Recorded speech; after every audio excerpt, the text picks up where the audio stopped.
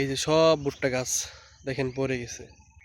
আর এই পড়ে যাওয়ার কারণে যে জায়গায় ভুট্টা পাহিতে 30 মণ হইতো সে জায়গায় 25 মণ 24 মণ এমন হবে।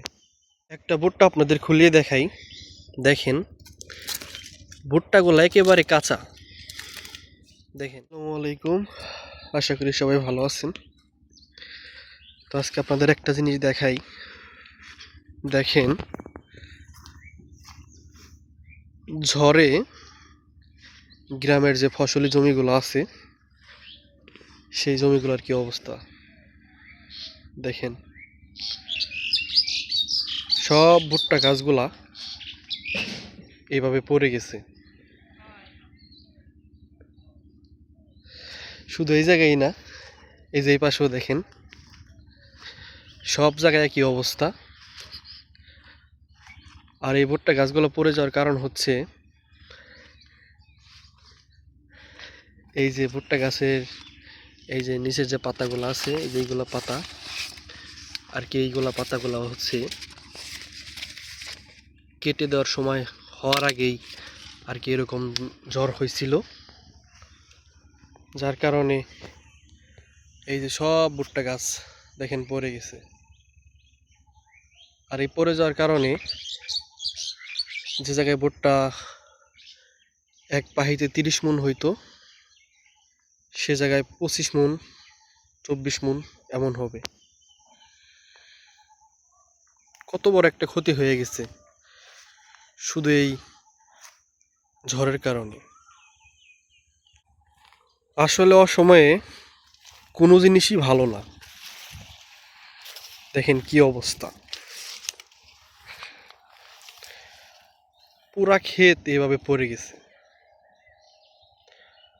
পুরা ক্ষেতের ভুট্টা এভাবে পড়ে গেছে।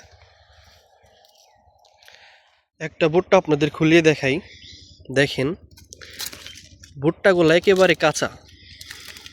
দেখেন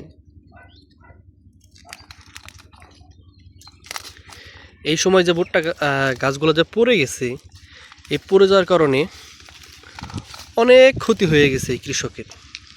দেখেন কয়েকটা ভুট্টা আপনাদের ভেঙে দেখাই, দেখেন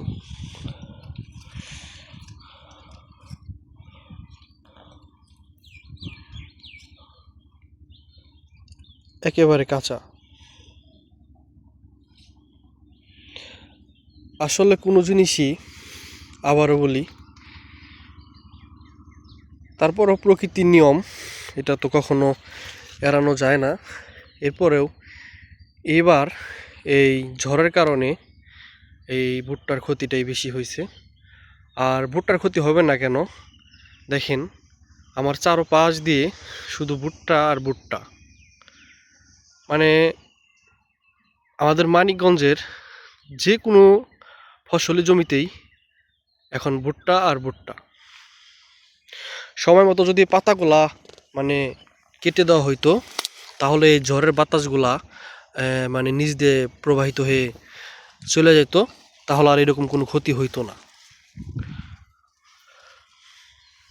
তো যাই হোক, আল্লাহ যাহা করে ভালোর জন্যই করে। তো ভিডিওটি আপনাদের কাছে কেমন লাগলো অবশ্যই কমেন্টে জানাবেন। আর ভিডিওটি যদি আপনাদের ভালো লাগে অবশ্যই একটা লাইক, কমেন্ট এবং সাবস্ক্রাইব করে দিবেন। তো দেখা হচ্ছে নতুন কোনো ভিডিওতে। আল্লাহ হাফেজ।